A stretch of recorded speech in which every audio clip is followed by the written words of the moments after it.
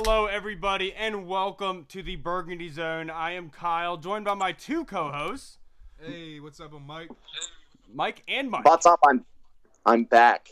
Yeah. Mike Reed is back after a long hiatus. I'm sorry if his voice is messing up with you guys. We couldn't find headphones to be able to differentiate the sound. But first today, we have a bunch of news to go over. Mike, we haven't been live with you in a long time. There's a bunch to go over here. But the first thing that I want to break into is a couple questions that was sent to us by a couple fans. One, Josh Taylor from the Burgundy Network podcast. Thanks a lot, Josh. He wants to know, which position do you think Ron needs to address the most improvement based off his recent comments and post-team history? Meaning, with Carolina, what makes the most sense of him building this team here? And Reed, I'll let you go first.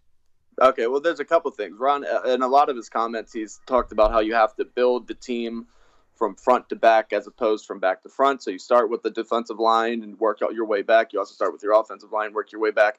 I think that depending on what happens with Trent, obviously left tackle is going to be a huge need, but he also has gotten by in Carolina without having anything special at left tackle. His offensive lines have always seemed to work. We brought over his offensive line coach. I do think that he would like to improve the secondary. I think that they're definitely going to be targeting James Bradbury. I think that with the way everything stands, they could still be going. They could be looking at Young at 2, or if they trade back to 5, maybe Isaiah Simmons could fill that linebacker role. So I think in free agency, you're going to look at a cornerback and possibly even somebody to help come in and play free safety if they're not sold on Monte Nicholson, maybe some depth on the O-line. But I don't think – and of course, tight end. Tight end's probably the biggest need on offense, so they're going to look at people like Austin Hooper. And if they strike out there, they could go after somebody like Nick Vannett.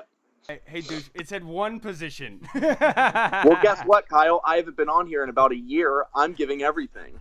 But no, I'm gonna go tight end and 1A tight end, 1B cornerback because I like to take all the information for myself. All right, so then from my call, I'll bounce it off of you. Which position do you think, based off Ron Rivera's previous work history and how he is as a coach, what position do you think he's going to target most? Well, Mike hit it right on the head that he definitely likes to build it in the trenches and work his way back. But obviously, I think, in my opinion, we're set in the front. You could always add depth, obviously, but as far as like depth right now, I think we're good. Linebacker is definitely going to be a big need, but I'm going to have to go with Mike as well. I've been a big proponent of Bradbury ever since we hired Rivera. One of the first things that I did was I went on the Panthers free agents and I see who's going to be the upcoming free agents, and I saw that Bradbury was going to be there. Obviously, everyone knew Josh Norman was going to be getting cut. So my whole thing was we should be targeting him number one, and obviously that's going to be their number one target going forward, hopefully.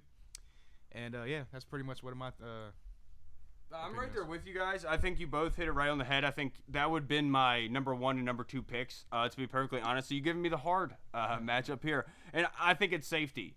When Ron Rivera, when you go over the kind of safeties that he was able to maneuver and work with and actually do well with, a guy like Eric Reed, who was pushed by the wayside, came to Carolina as a safety and actually performed well and actually got another contract off of it. So I think safety is a position that Ron Rivera is going to target the most. I think that is putting the cat playing center field is their biggest issue on defense right now. I wholeheartedly agree with you guys on Bradbury. Yeah. I think that is a shoe-in guarantee. I think it's just like Landon Collins last year. Yeah. It's almost a shoe-in to come here. It just makes the most sense. But safety is the one glaring warning sign for the Redskins defense right now because Monte Nicholson, I've said it time and time again, he's a 50-50 shot. Yeah. He is not proven himself. He can't stay healthy. And on the field, yes, he has great range. He's able to go all over the field, deflect passes, put big hits. But the fact is, he's just not consistent with it. He's too inconsistent. He has very, very huge, big, flashy plays. And then he makes plays where you put your head on you're just like, what are you doing? Right. Two safeties. Definitely agree. Two safeties to keep an eye on in free agency. Trey Boston, of course, he was with Ron Rivera last year in Carolina. He played well. He never seems to get the love that he should. And another one that low-key could really, I think, pair well with Landon Collins. Of course, I'm just throwing the name out there, is Demarius Randall. Demarius Randall, a former cornerback, he would help tremendously in coverage. I know he's been up and down, but he's had some really good years. Last year, the Browns were just a disaster. And I think that pairing him with Landon Collins, somebody who's a former corner who can take on some tight ends, some slot receivers, and can play that deep center field, I think that would be huge. Yeah, you're absolutely right. And actually, I just saw Ben Standig had put on Twitter earlier today just talking about exactly what we are talking about here. Bradbury, it has mutual interest between him and the Washington Redskins, but also there's a familiar name in there that nobody has been talking about recently as a Kendall possible Fuller. candidate for the Redskins to bring back, and that's Kendall Fuller. That has now been brought into the whole sphere of the Redskins nation. They were throwing Breland out there as well. I absolutely love Kendall Fuller Breland. without a doubt. Yep. Kendall Fuller was one of the only ones to bring consistency to that secondary when they were really, really bad. Right. It wasn't And until they went out and got Tyrann Mathieu is when that kind of secondary kind of evened out. I absolutely love the Kendall Fuller aspect. What about you, Hall? I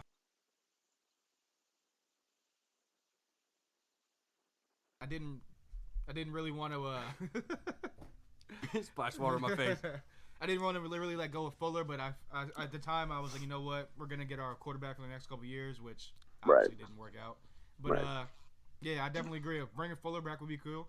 Even if we brought Bashaud Breeland back to be the second guy to go with Bradbury, not the number one, I might be okay with that too. One aspect of this, Mike Reed, before I get into your input, I wanted to talk about, do you guys remember when Kendall Fuller found out that he had been traded? Remember, he was saying, no, guys, it's not me. Yeah. My agent doesn't know anything. I'm safe. Don't worry about me. I'm fine. Then he got shipped out, and he was – I think we can all be honest here. He was blown about leaving. He went to good counsel. He grew up here in the D.C. area, went to Virginia Tech nearby, was drafted by the Redskins, and then shipped out west. Yeah. I think now is when we'll kind of get to see Kendall Fuller come back, and that would be a huge plus for us. And look, I know we have a bunch of depth there at the cornerback position, and Kendall Fuller is probably the backup to James Bradbury if they don't get him. But either way, I think we're going to be okay in that cornerback spot. What about you, Reed? Watch, if we sign Kendall Fuller, remember when Kendall Fuller was with us, he was the best nickelback in the NFL according to Pro Football Focus. We can move him there. Fabian Moreau played a lot better on the outside than he did on the inside after they took Norman out of the lineup. So it really just depends on what happens if Moreau plays on the outside, assuming that if Fuller is the one big cornerback that we sign, we don't sign Bradbury. If we keep Dunbar, if he sticks around, we have Moreau and Dunbar on the outside, and then we can stick Fuller in there on the inside where he's more comfortable, where he's best at. He was kind of used out of place in Kansas City. They tried to make him an outside corner, so he didn't put up the numbers that he did with the Redskins. But I think getting him back would be huge.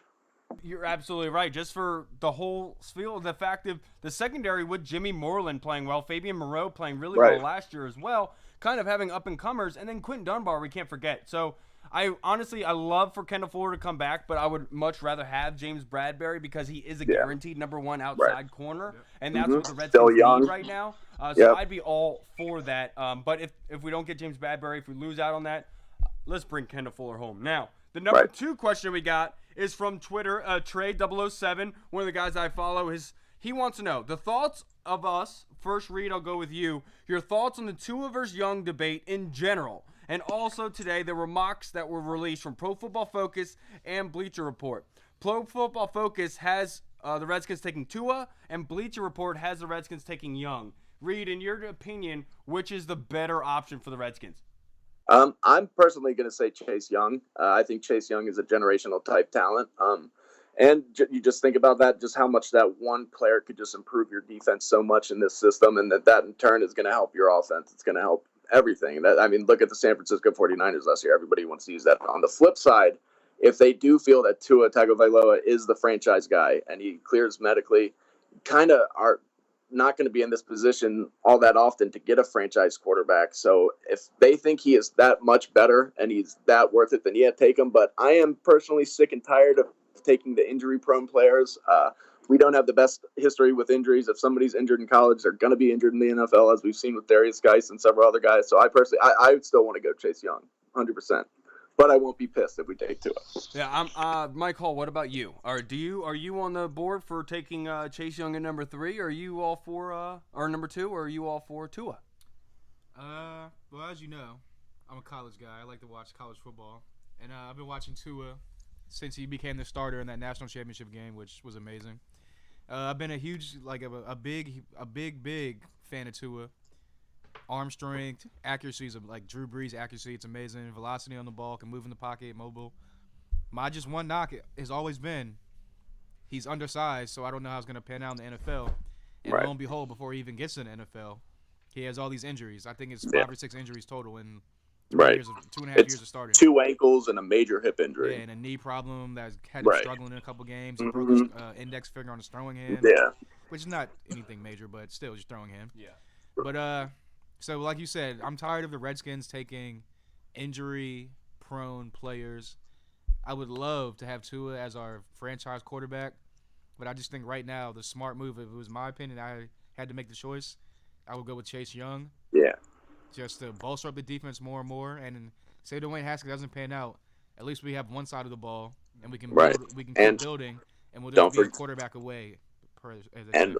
real quick, don't forget 2021 quarterback class. I know it's always supposed to be the next year it's supposed to be good. The next year's supposed to be so good. But Justin Fields and Trevor Lawrence coming out. There's going to be somebody else that's going to rise like Burrow and like Kyler Murray have.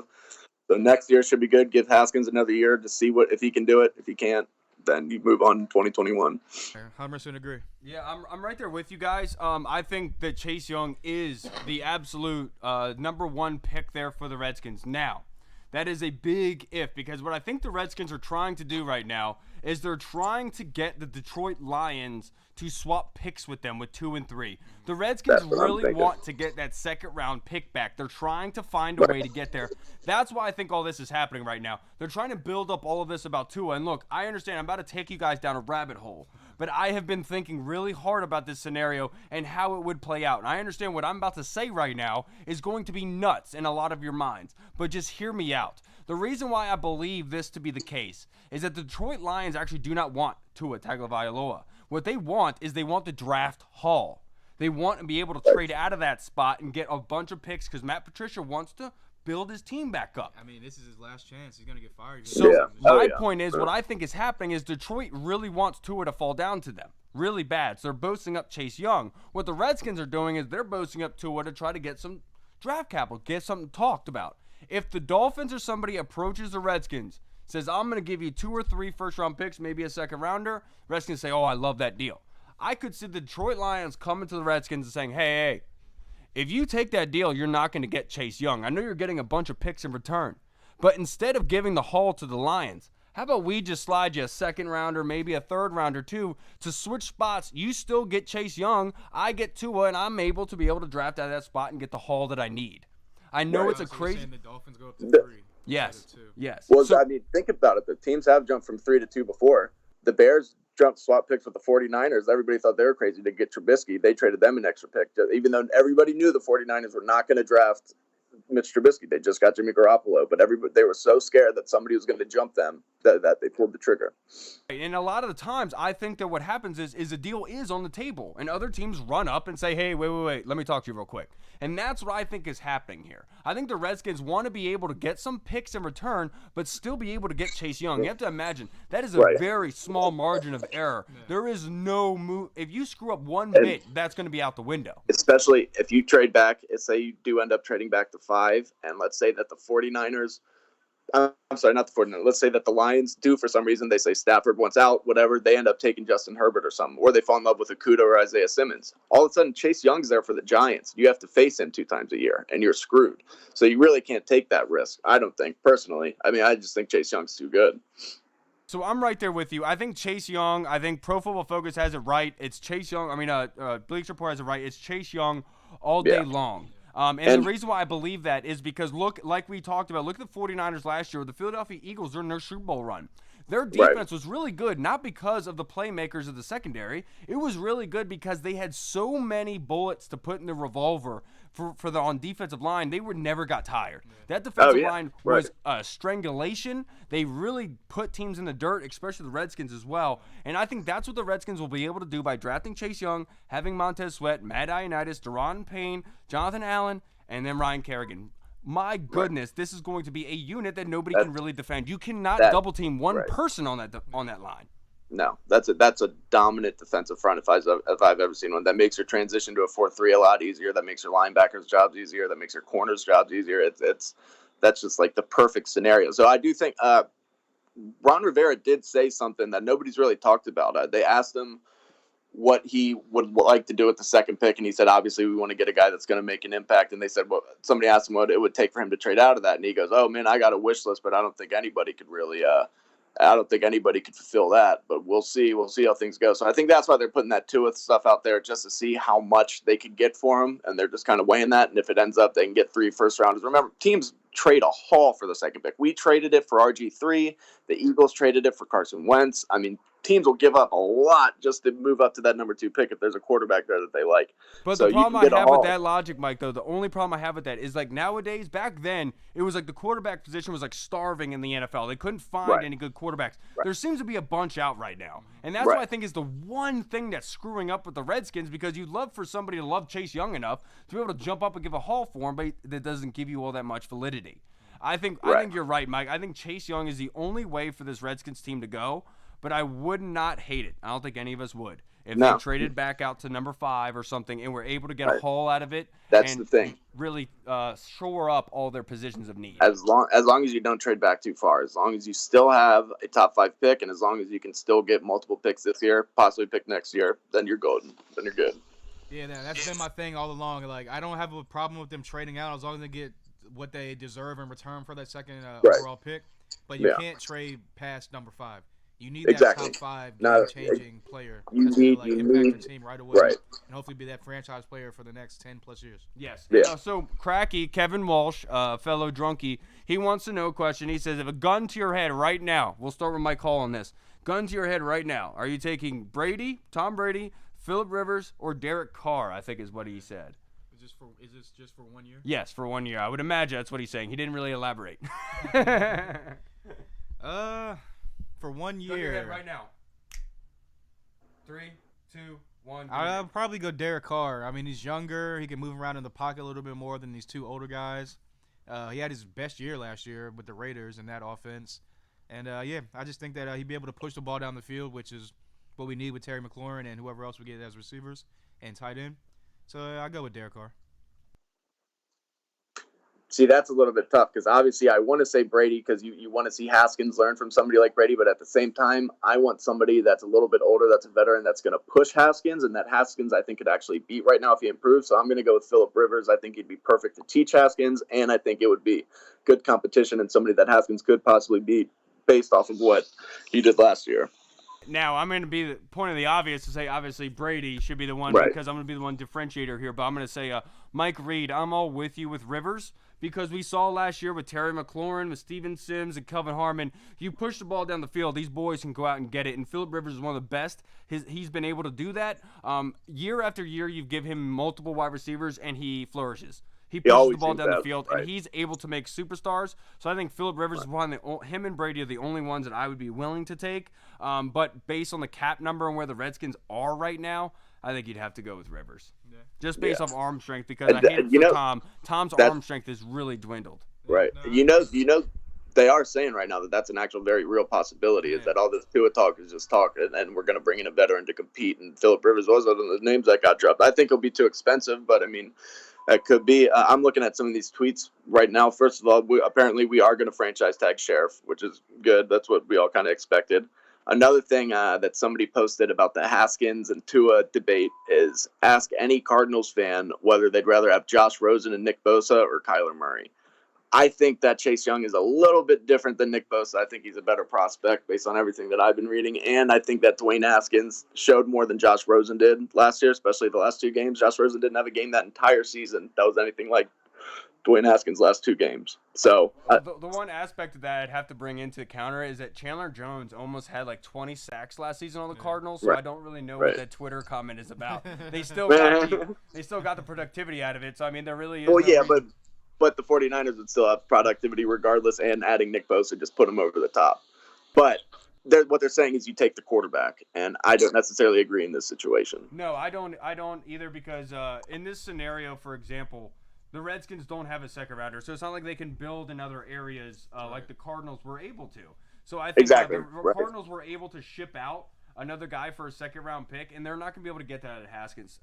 It sucks because I understand. Look, I see this thing floating around Twitter, and I cannot stand it. And everyone keeps posting about how Haskins' QB rating from weeks 15 to 17. He played the Eagles and the Giants. Can we stop for a second and just act like this is not like some dude who just went out there and beat the Patriots in Foxborough? I mean, I think Haskins his ceiling is very, very high. but we have to be realistic in our assessment of who he is as a quarterback. And I really like seeing all the work ethic and the hard work I see him coming out right now. I don't really know why he's doing exercise like push-ups because it's not really going to help you. Peyton Manning was like throwing for 5,000 yards a season when he was like overweight. So it doesn't really matter about arm strength, getting to the lab. But the fact is, I like the mindset that he's working towards it, that he's actually going to try to be the best. Right. And I think that's what Ron's biggest issue right now is getting Dwayne Haskins motivated. I mean, I'm good with him working out. You can't really like dive into the playbook right now because all the rules and regulations. So it's cool. At least he's in the facility working out. He's around the coaches, the equipment people, all that stuff, blah blah blah. Right. So I mean, they're saying that Ron Rivera said that Dwayne Haskins stops by his office every day, says what's up, checks in with him, and works out, and it's good. I mean, Haskins, that's one of his biggest strengths is being in the pocket, being strong in the pocket, breaking tackles. So if he wants to get bigger, I'm all for it. He looked sloppy and out of shape last year when I looked at him at the combine, and I also think it's good. Apparently, he's setting up a trip down to Florida for him and his receivers to go work out. I think that's what they want to see, and I think that's kind of what they're doing with this Tua stuff, is putting it in his head. You better work your ass off because nothing's going to be handed to you, man. You got to come hard, and it's only going to improve him. So. Yeah, Ron Rivera's been saying since he got hired that he says he's not anointing him. He's not going to anoint him. Nothing's going to be given to him. Just like he should. Kind of contradicts whatever Doug Williams said that one time that the coaching staff knows that he's the guy, blah blah blah. Right. But we all know that Ron Rivera is like a hard work and like an accountability type guy. So if he's not putting in the work and not holding himself accountable, please believe he'll bench his ass and put he will. Backup. Right. Right.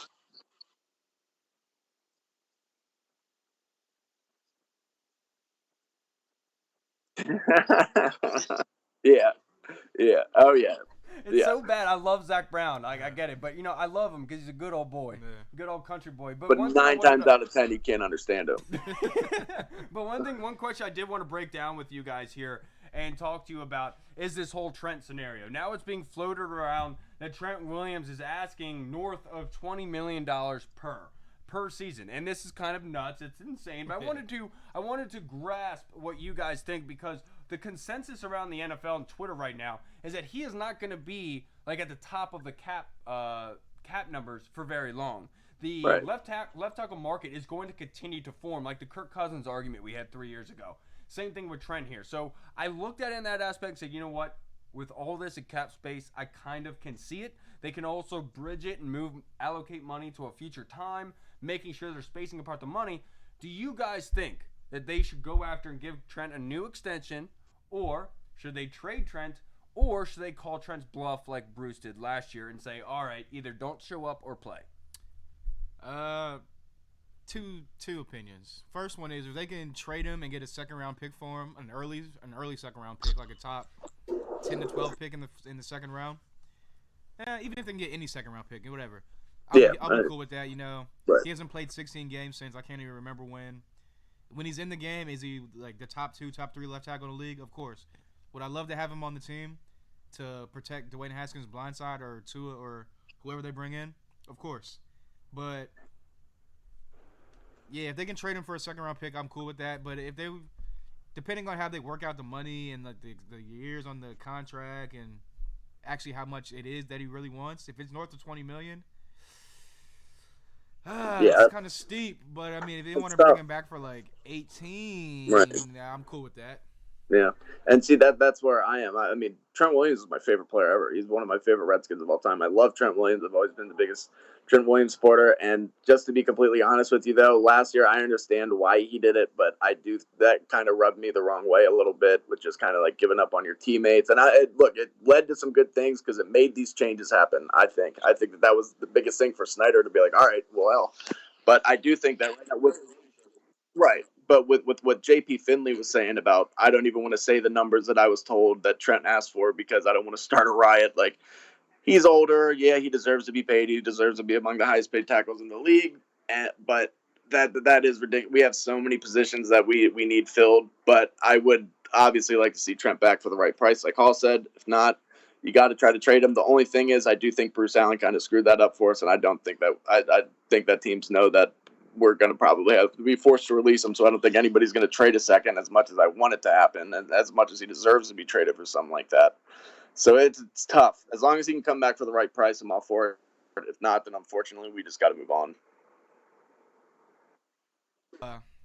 Also, this past week at the Combine, a lot of these tackles really put. This is a deep tackle class. Yeah, this is is a a deep tackle class, and a lot of them really class. showed out and elevated their stock. So, I mean, Mm-hmm. like I said, if they can get rid of Trent for a second rounder and they can get a younger, obviously not Yeah. a good Trent, but the next guy to replace Trent. Somebody I'm like all Austin for it. Jackson from USC or Josh Jones. This is where there's a flaw in the logic for me. And this is where I think it puts Trent in a very bad corner, and there's only one way for him to come out.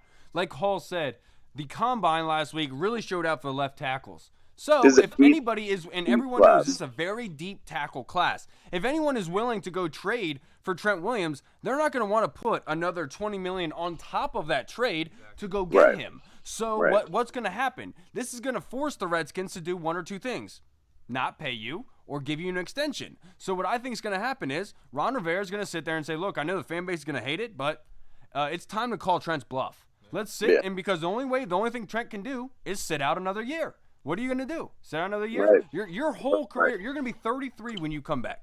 Either come back and play for the Redskins under this low number and show loyalty, because we showed loyalty to you. We got rid of Bruce Allen. We got rid of the medical staff.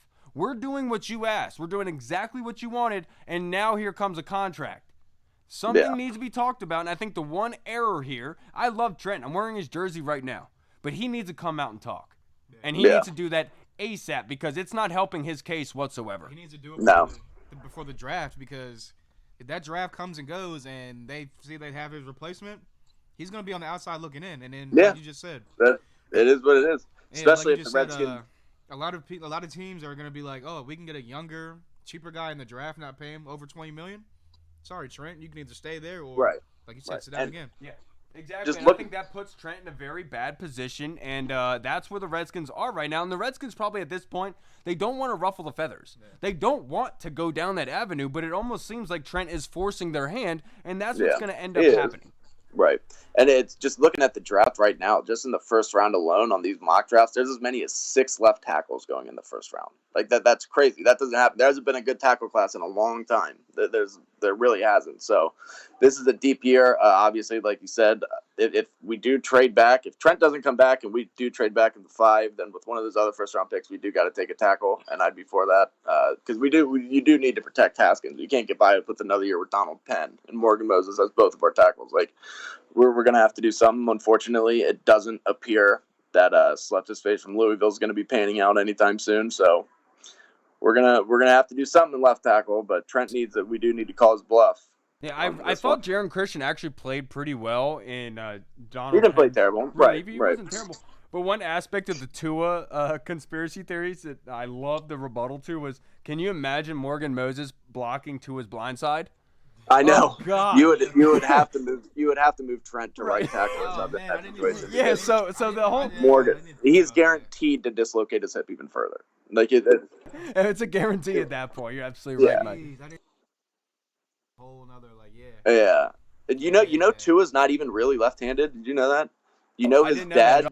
His dad forced him to throw left-handed when he was a kid because he knew it would get him the attention of scouts from colleges. About Tua? When he was like in 4th grade, his dad had him going to high school like camps, and he was like literally working out with high schoolers in 4th grade and like showing up.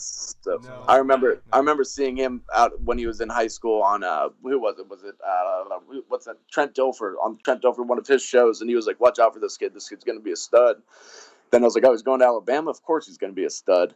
And then he ended up being what he is. That's crazy to think, though, what he could be without the injury concerns right now. If you didn't have these injury concerns, him and Burrow would be 1A, 1B. It'd be like one of those luck RG3 situations. Yeah, absolutely. I think one of the biggest positives to Tua is that he comes from a pro-style offense, something that a lot of teams, college teams, are doing better of nowadays. You look at Joe Burrow being able to break down a defense as well. That gives you that ability. But I just don't think that the Redskins are in a position right now to take Tua. And I think the one quote that everyone needs to remember and to sear in the back of their minds is what Ron Rivera's quote at the Combine. It's about strengthening your strengths. And they want to build with Chase Young, build that defensive line, bring Trent back, bring Sheriff back. That way, the offensive line, defensive line, where our strengths are, let's build those better. And then the other side, the other areas will like a trickle-down theory. especially if you take Tua, like that report that came out the other day that apparently just blatantly wasn't true, where it said Tua Tagovailoa was told by Ron Rivera that he wants to bring him in so he can compete with Dwayne Haskins. One, Ron Rivera wasn't at the meeting when the Redskins met with him at the combine because he was doing interviews, and two, that's just stupid logic because then what happens if Haskins actually beats out Tua? Then you just completely wasted the number 2 pick. Then you just there's no point in having that. Like, and then vice versa. What happens with when Tua beats out Haskins? Then you just completely wasted last year's number 15 pick when you could have used it somewhere else. So I just don't buy the whole Tua thing. I think that it's all a smokescreen that happens this time of year, and I think we're all going to be pumped once Chase Young's name's called in April. Yes, but I do want to say this. I hate to make it all depressing right now, but I just want to make sure that everyone who even cares to listen to this, or you two right here, let us not forget the Redskins had the number 2 overall pick, and we're not in a position to take a very good quarterback because Dan Snyder wanted his guy last year. Drafting Haskins has put a splinter into the entire plan of this organization, and because of him, that is why everyone is up in arms about them interviewing Tua, which should be the normal consensus thing to do. But because of Snyder doing what Snyder does and ruining things, now here we are. If we would have just taken somebody else at 15 last year, then it would be tight. But I will say I am reading reports right now that Snyder was in the meeting at the combine with Chase Young, and the only other person that he's done that for is RG3. So this is one of those things where it's like it's good because we all as fans want Chase Young, and if Snyder wants somebody, he's going to get him. But at the same time, that's bad because that means Snyder's back to his old ways where he's getting his person no matter what. So that's kind of a double-edged sword. So it kind of, I don't know how to feel about that. Yeah, no, I agree. I mean, yeah, that is kind of like sketchy that he's in the meetings with, like, Chase Young. But I mean, at the end of the day, it was like what was it? NFL Network. Michael Silver was saying, he was like, whenever Dan Snyder was talking to Ron Rivera about hiring him and he got the job, they was like they've had time to have these conversations before. So it's not like they're just going into it blind and thinking like, oh, like how are we gonna do this and do that and do that. I think they have a game plan, and like, I think it's just smoke screens. They want to see, like you said before, they want to see what they can like attract for that number 2 pick, and if it is enough, then yeah, we'll slide back. But I'm almost like 85% sure they're gonna go Chase Young. That's exactly where I am. I think Mike's exactly right. They're trying to maximize their value as much as possible, but still be able to get who they want. And that's why I think that's where this all goes into with trying to trade back with the number 2 to number 3. They're all signs point to them wanting Chase Young. Let's all agree on that. That's what's happening here. And they're trying to smokescreen as much as possible to cause as much panic in the Detroit Lions and the Miami Dolphins as possible. Because if the Chicago Bears can somehow find a way to send Khalil Mack to Detroit Lions, I think there's a good way they could flop one another, and the Chicago Bears could see themselves in a position to draft Tua. And they did the same thing, I know, with Mitchell, but that's one of their only pieces that they can move right now. I mean, besides maybe if they went with Leonard Floyd or Roquan Smith, one of those guys, that's one of the areas that they can go. And so I think this is right where the Redskins are. This is where the smoke and mirror time, I call it. This is Kuiper season. It's full-fledged. We're right in the middle of it, and it's all smoke screens. And just listen listen to Kuiper all off season. Right after the draft, Mel Kiper returns to his hole. Right after the national championship, he emerges from his hole. He's kind of like a groundhog. Like that's how you know it's draft season when Kiper emerges. Kuiper started showing up in December. That's how we knew it was early spring. That's exactly how you knew. I am excited to see though at the draft this year how they're having it in Vegas and they're having the prospects go across the Bellagio on a boat. I'm excited to see Mekhi Becton tip over that boat. What he coming at? 364 pounds at 6'7". Now he's like almost the consensus number 1 tackle. That dude is a freak. He was 17% body fat at that size. Dude, that is insane. 360 pounds, 17%. Dude can fucking dunk a basketball. Like, it's fucking ridiculous. Like, they're saying right now he's mocked to go to the Cardinals as the number 1 tackle. Imagine little 5'10" Kyler Murray trying to throw over 6'7" Mekhi Becton.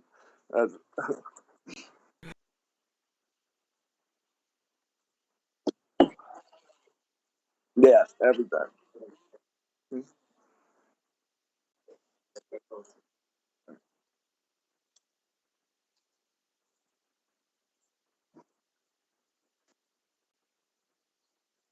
because it's clicked off. But sorry, guys. But one of the things one of the most underrated things that's not being talked about right now for the Redskins is the running back position. Now, a bunch of question marks. They're returning AP, thankfully. The freak of nature just will not go away. And thankfully for the Redskins, that's true. And Darius Guice coming off of another injury. Bryce Love coming off of an injury. CT possibly not returning to the Redskins and leaving. Where do you think the Redskins are going to do? Where do you think they're going to go? Do you think they're going to try to get a guy late round? Are they going to use a draft pick there? Or are they going to try to get somebody off free agency? I think Kyle Smith was talking. He was asked about that. He was asked with this former regime having a running back that caught over 100 passes last year in Christian McCaffrey and with Chris Thompson's contract running out, how he felt about the running back position. He said personally he feels good about it. He says that he thinks that Darius Guice can be that guy if he stays healthy, and he says that that's been the plan with Bryce Love as well, that Bryce Love is a talented player. He can catch the ball out of the backfield. But I wouldn't be surprised to see them in the market for somebody who can catch passes out of the backfield or just in the mid rounds of the draft taking somebody. So, I mean, it really depends on how they feel. I would hope that they would kind of try to address that, though, because that's going to help Haskins a lot as well, having an outlet like that. Yeah, 100% agree. I'm good with AP and Darius Guice as long as he can stay healthy. We've seen it. He can be the bell cow. He can be strong, so good. Powerful. I know Pro Football Focus, I think, rated him as the #1 elusive back last season when he was healthy. Yeah. Yeah, it was from like I said, weeks 11 through. Chris Thompson 2.0, even better. Right. But he has to get on the field first, obviously. Mm-hmm. But I do think they're going to take a running back in between 6th and 7th rounds at some point. Yeah. And just to see if he can make the team, make the roster, and see if he pans out. And I do think it's going to be one of those pass-catching, shifty, smaller guys to maybe be that third down guy. Yeah. I'm right there with you. I also think free agency is probably the better aspect to go. I know that, look, you have two young guys that are injury prone. You already have one old guy that's not. I think that you should go get another old guy. Yeah. Just somebody else to sustain that locker room, because I don't think the Redskins are in a position to use one of their draft picks on a running back. I think they're in a very so many needs. A lot of holes on this team all around. And judging based on what happens with the tackle position, the guard position, because Eric Flowers, I'm pretty sure he's coming back on a 1-year deal, right? I think they picked the option or something like that. So he's coming back. Brandon Sheriff getting the tag. Now we're coming to left tackle. Because we cannot – the Redskins – the one thing I loved hearing from people was that Brandon Sheriff wasn't that good. We should let him go. He didn't play all that much. I'm sitting here thinking, like, what? No. You think the Redskins are in a position to let an all-pro guard leave? Right. Where do you think we are? But I don't understand this fan base a lot of times. But the fact is, we need depth. The Redskins haven't had depth on the offensive line in years. And having Wes Martin back up Brandon Sheriff makes your team so much better than if you've let Brandon Sheriff walk away and Wes Martin starting. Because if Wes Martin gets hurt, who the hell plays? Especially with the Redskins' injuries history over the last 3 years. Like, you need as many serviceable and versatile offensive linemen that you can get. Somebody that can play swing tackle, play left or right, or somebody that can play guard and center. You know, you need as many versatile people as you can, and that's why hopefully it's going to be a good thing keeping Sheriff and Flowers. They both played very well. Flowers surprised a lot of people last year. So, I mean, we got to get this going, but we need depth. That's the big thing. Yeah, I was exactly going to say the same you just said, pretty much. Said Ron Rivera at the Combine, they asked him about, like, the lineman and the O-line needs, blah, blah, blah. And he said that, I'm going to, like, not quote it directly, but pretty much he wants to have versatile guys that can play all across the board. So that if someone goes down, we can plug this person in, that person can move here. Right. So, yeah, 100% agree. If you look at it in Carolina, I mean, Carolina never really had a standout left tackle. They had a couple decent guards. What's his face made the Pro Bowl, Norwell. I mean, they've had a few, but Ron Rivera, that was always a need for them. But yet their offensive line always played good enough as a unit. They always did a good job protecting Cam. They're always among the best teams in the NFL running the ball. I mean, they always have a good running game under Ron Rivera. So they know what they're doing. Apparently on the O-line. So they get the right players that fit their system, whether or not they're standouts or not, and they work. They gel together. So. Yeah. And Mike, it's funny you say that because Hall and I, a couple podcasts, I think 2 or 3 weeks ago, I actually had said that Ron Rivera hadn't really had a good, sustainable, consistent offensive line in his whole tenure there in Carolina.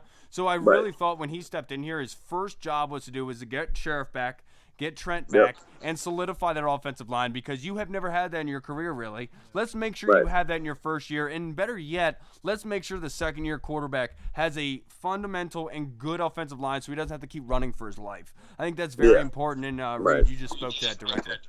Yeah, that's what I do. I'm like, shut the fuck up. I'm a mind reader. But one thing I wanted to talk about with you guys, one of the last things, is the tight end position. The Redskins are very needy right now. They lost 2 tight ends over the offseason. They lost Jordan Reed, possibly retiring, and then Vernon Davis did, obviously, retire. So where do you want to see the Redskins go? This is a very depleted tight end draft class coming out in 2020, but the free agency class is there. Some pretty good names, and Austin Hooper has been linked, but also a trade possibility out there. Mike Reed, I want to float with you first.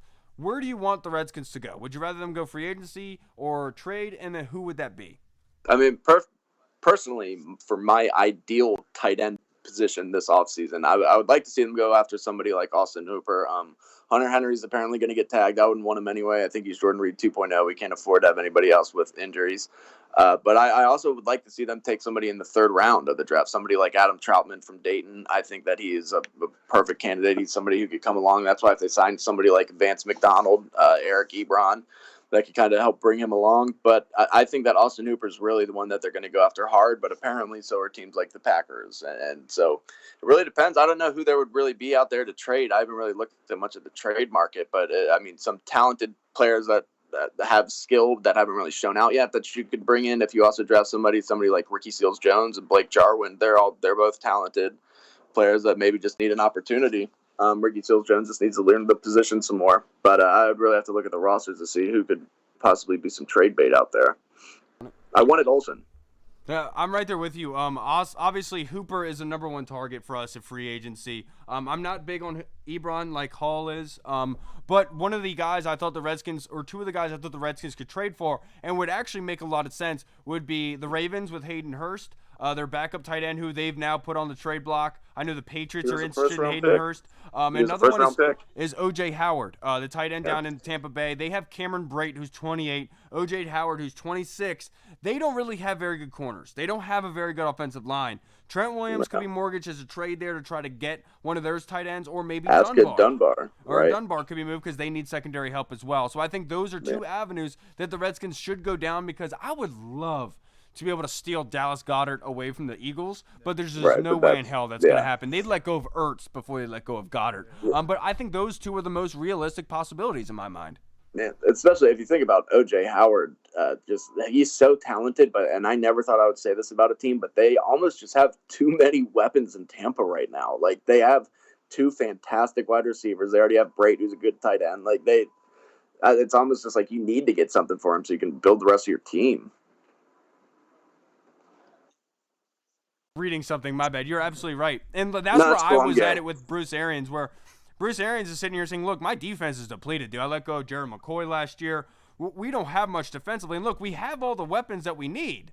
We just need to get some playmakers on the opposite side of the football. And I think a young cornerback in Dunbar, who is relatively new to the position, he's only $1.5 million against the salary cap this year. So not only are you getting a number 2 corner, but you're getting somebody that's barely against the cap, and you're letting go of one position that you don't really need on offense. You're getting a number 1 corner in Dunbar, according to his PFF rating.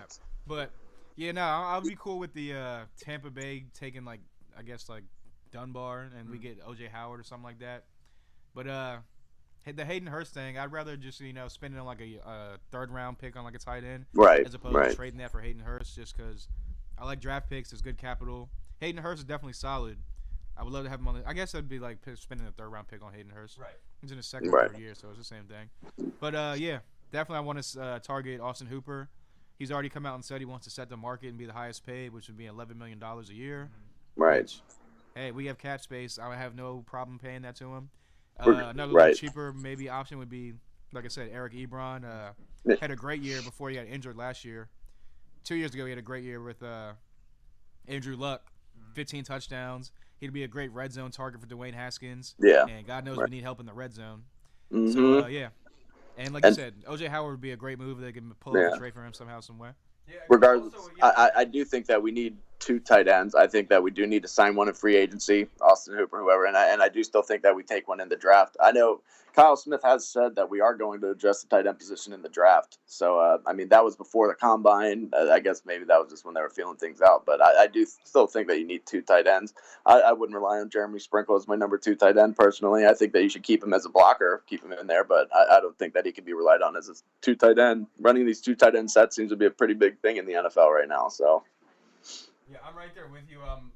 The only thing is with Sprinkle, I feel like Sprinkle deserves a shot to be able to have the. Obviously, he did last year, but the offense was inept. I feel like Jeremy Sprinkle is a good pass catcher. He is, and he's just a under borderline run blocker, and that's what the issue is. And that's why O.J. Howard screams off the board to me, because he come off of Alabama, where they practice running the football and they do it well. O.J. Howard wouldn't be where he was if he wasn't a good run blocker. Yeah. That's why I think we're having the biggest problem with this tight end class, because none of them are good run blockers. And that's what the Redskins need the most, is they need a tight end that can catch a football at the backfield, helpful to Dwayne Haskins, but also be able to be a plus in the run blocking game instead of having to double team a defender because your tight ends can't block. Yeah, and I 100% agree. Like, the problem has always been for years is that Jordan Reed comes in the game, well, 9 times out of 10, you clearly know it's going to be a pass. Yeah. And that's why I love Austin Hooper, because there's no bluff with him. There's isn't going to be a run. He's a great run blocker. Obviously, his numbers are going up and up and up every year in Atlanta. So that would be great. And then also to draft a young guy, I've been saying this from the get-go. I love Thad Moss from LSU. Yeah. Randy Moss's son. Right. That would be a huge upgrade. It would be like Jordan Reed light. And, yeah, I think that would be great. I do know Thad Moss, some of the talk surrounding him right now is that they are possibly even thinking about making him switch positions, because he was never really used in line as a tight end at LSU. He was mainly used in like a Jordan Reed role where he's going to be catching the ball. And that's why I would love to draft Moss. But I also, for some reason, I'm really drawn to Adam Troutman from Dayton. The dude, he's 6'5". He's athletic enough. He tore up the Senior Bowl. He went to a small school. If you can just learn behind a veteran for a little bit, he's a good blocker. I think that he's somebody that could really actually be a decent tight end in the NFL. He's all around. That's what you're seeing now with Kelsey and with Kittle and all these guys. They're all around tight ends that don't need to come off the field.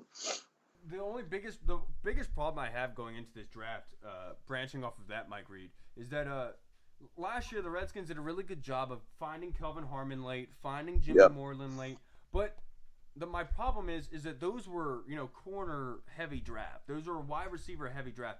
This tight end class is not heavy. Yeah. No, not at all. For a tight end late is not going to be the same as it was last year with Jimmy Moreland and Matt Ioannidis finding those late gems. I feel like if there was you got to go end, round we 2 or would know 3. about it. Mm-hmm. And that's my point. Is that's why I'm kind of struggling here, because I know Kyle Smith said we're attacking tight end in the draft, but it almost feels like, why would you even be doing that? Yeah. Because there really is no reason for it. You're just getting another Jeremy Sprinkle, and you already have one on your roster. Well, just because of where our picks are and where the talent really matches up. Like, there's going to be some tight ends that go in the second round, second and thirds, where they're really going to start popping off. And if we have an early third round pick and if our board matches up, then I think that's where we should go. But I mean, it really just depends on the way that the draft falls. I mean, there are some talented tight end prospects. It's not like last year where there was 2 straight first rounders and Noah Fant and TJ Hawkinson, but it's not a good tight end class, but it's a solid one. And a lot of the good tight ends nowadays you find in the middle of the draft. I mean, that's where Ertz was found, that's where Kittle was found, Kelsey, all these guys were mid-round picks. Yeah, another name to look for, it might be pretty cheap on the market, is Jacob Hollister from Seattle. Yeah, he's going to be available. He came on last year before he got injured, the no-name guy. So, I think he'd be a great another red zone target. Add him in free agency. Mm-hmm. Same with Nick Vannett. I heard his name. I'm right there with you. I think this year is the draft where the Redskins are late-round picks. They should be used on offensive line, specifically tackle and wide receiver. This is where 2 of the most depth is for the positions, and that's where you find the gems, the guys that weren't picked the cream of the crop, that were pushed down to the bottom. I think the late rounders that's where we need to go. But the higher, the 3rd to 4th round, I think that's where we need to go get our linebacker. Yeah. That's where we have to go get a linebacker or a corner based on how the free agency goes. And that's why it kind of worries me about tight end, because we don't have that many spots to be able to go out and get a guy. I mean, I was just looking at the free agent linebackers, and a guy we were talking about last year that we would have traded for Trent, Joe Schobert, is going to be available. So I definitely love that. Yeah. And looking Joe Schobert, Corey Littleton. Another avenue that we have to discuss right now is the linebacking core. Switching to a 4-3. Oh, let little dad start out on that one. I'll let Mike Reed just got a full chub when I said linebackers. All right, let's spit it. All right, so obviously right now we love Cole Holcomb. Cole Holcomb's going to be a stud. I think that he's honestly one of the key players that Ron Rivera talks about building around, one of the good young guys. If you get Reuben Foster back, that's going to be huge. You can't rely on that, though. But I think that the one dark horse that I think really fits in this situation that nobody's talking about is Ryan Anderson. Ryan Anderson, when he was coming out of Alabama, he's not going to play defensive end in this defense. He was never the best pass rusher. He's always been a good, hard-nosed, solid football player. I know he was a pass rusher at Bama, but this dude, I think, is perfectly made for a weak side linebacker in the NFL. He can come in there, be just a hard nose. He's got the athleticism. I think that he could really flourish under these defensive coaches, and I'm excited to see what he can do. But regardless, linebacker is still a need because you don't know with Reuben Foster. I don't think, and you can't be 100% sold on anybody right now but Cole Holcomb. But I do really, really like to keep a lookout for Ryan Anderson. I think he'll actually start at linebacker this year. Yeah, I agree. I've kind of been kind of hard on Ryan Anderson in the past. So have I, but I think this is perfect for him. That's what I was gonna say. I think this defense, and with Del Rio being a linebackers coach and like an ex-linebacker in the league and just a hard-nosed guy, I think he'll get the best out of Ryan Anderson. And I definitely think that we need to draft a linebacker, probably the 4th round, 3rd round even maybe. Bring some more depth, and like you said, Reuben Foster. Hopefully he'll come back and be at least 90%, not 100%. Right. Get some productivity out of him. Right. But yeah, definitely need to upgrade an inside linebacker. And like you said, Rivera's been raving about Holcomb and how he's kind of he wants to go positionless football where you can, like you said, interchange guys in different positions. And I think Holcomb's perfect for that. Yeah, and that's one of the biggest avenues that we have to go down with Rivera, because when you think about this 4-3 defense, who are the outside linebackers going to play right now? Who's on the roster? Sean Dion Hamilton is a guy that was a baller there at Alabama when he was healthy, came here to the Redskins, actually did pretty well last year in relief of Cole Holcomb and Reuben Foster, but then we have Reuben Foster. Now, in Reuben Foster's last days there in San Francisco, there was a lot of negative energy, and it wasn't had to do with the arrest. It had to do with he was playing with an injured shoulder and was not playing well. Not playing well at all. Right. He gets injured, all this goes down, he gets suspended, comes back, Redskins take him, and then he gets injured again. What I'm saying here is I don't think Reuben Foster is a guarantee. Okay. And he's not at all. They're saying he has nerve damage and everything. So going into it with saying that he is a starter, I think is very scary, and I think that the Redskins, the linebacking core, should be the #1 avenue that they look into the draft. As soon as they're done with Chase Young, it has to be linebacker. And that's why I think the second rounder is so important to get back. Because that's the one bridge that you need. You need that second rounder. You need that ability to pick up an outside linebacker to sustain the outside. And that's my biggest question mark. Yeah. And that's where it comes into with the whole trading back thing. If you trade back to number 5, if you could get somebody like Isaiah Thomas, he would be perfect. And then you could add another first-round tackle. That's why trading back, I think, could end up being a good thing. But another thing to keep an eye on is if we do take Chase Young, I know that we owe a lot to Kerrigan. He's done a lot, but Bleacher Report had a 2nd-round grade on Kerrigan. They were saying that the Redskins could get a 2nd-round pick for Kerrigan. So if you have that stacked defensive front, Kerrigan doesn't necessarily even really fit anymore as a 4-3 defensive end like he would have when he was coming out of school. But now he's a little bit older. I see him still more as a 3-4 outside linebacker. So if you could ship him off and get a 2nd-round pick for him, I would be all for that if we drafted Chase Young. I think it's unlikely. I thought that was a little bit high, but Bleacher Report was saying that that's what some teams were talking about. So if that could happen, I'd be all for it. Yeah, I don't think Kerrigan's going to warrant a 2nd-rounder, especially with how old he is. But I love the aspect of him being like Long from the Eagles. Mm-hmm. Just being when you talk about a 4-3 defense, honestly, that's just the base. So they're only in the base maybe 30 to 40% of the plays that they're in. Kerrigan is more going to be used as like the gadget guy, the kind of just an extra pass rusher they can use in these kind of hybrid formats where you have Matt Ioannidis, Deron Payne, and then you have Chase Young and Ryan Kerrigan on the outside. They're going to try to use that as much as possible, and I think more the merrier. The only issue is how much Ryan Kerrigan is making. Yeah. And that's where he's coming in saying, look, I'll take the pay cut, don't let me go. What money do you want me to go down to? And I think he's willing almost to pay for pennies. Oh, yeah. To play for pennies, to be honest. He is. Without a doubt. It's going to free up cap space then. So, yeah, extension make perfect sense. Like you said, bring him back for 2-3 more years. The Chris Long role. Yeah. I think he would flourish in that. Get back to his double-digit sack totals. Yeah, and actually help Chase Young in this defensive line grow. And I think Ryan Kerrigan is a prototypical pro. And he's one of those locker room guys that need to Ron Rivera needs to put his message in and instill his little Yeah. He's a team leader.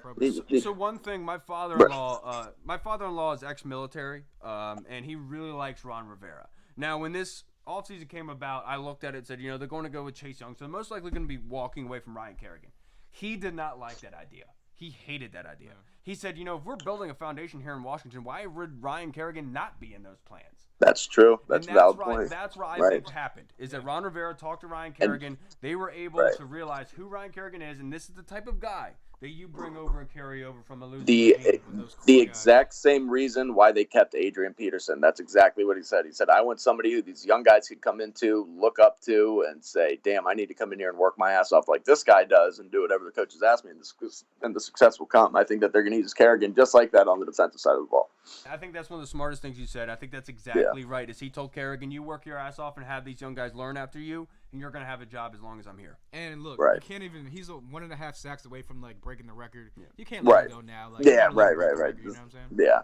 I was just saying, if you could, like Bleach Report said, if you got offered a second-round pick for him, I love Kerrigan, but I would do it in a heartbeat. But that's not going to – like I said, yeah, that's not going to happen. Yeah. It's not – I mean, it shouldn't happen. I don't know what they're high on. But, I mean, I'm looking at the list right now. We could definitely just sign Monte Te'o and his girlfriend.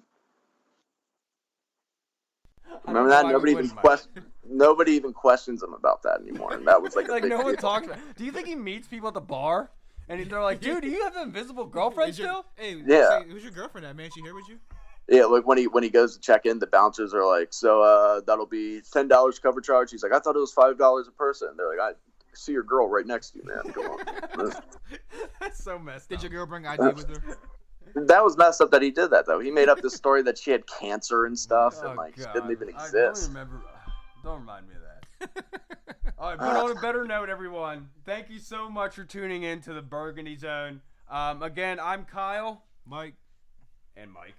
I'm Mike, too. So yeah, we got two Mikes and Kyle, unfortunately. But thank you so much, guys, for tuning in. Please like and share our page on Facebook. You can follow me on Twitter at kronick. On Facebook, we're at I think it's Burgundy Zone, or it's like 495 Sportscast, our old title. We have to change that. You can also find us on Twitter and on Instagram now. I think Mike is going to be taking over that. But I thank you so much for everyone for tuning in. Please you can send in questions, comments, anything you want to hear us talk about. We're going to be recording and producing every Monday. Around 3 o'clock. If something special goes on, we'll definitely let you guys know. But I appreciate you guys sticking around today. Yeah. Thanks for tuning in. Yeah. Give us a shout, share, and like our page. Yeah, thanks, gang. It's draft season. Love you, Mike. I'm glad you're back, baby. Woo! So am I, guys. It's always everyone, good. Thank you so much for tuning in. Please go find us on Apple Podcast. Remember, Redskins football. Woo! Woo! Very nice. Nice. Now I got to get off my phone and go share that. Is it going to be posted right to Facebook? Yeah. So. Okay. Cool. So I'll go on there and share it, and then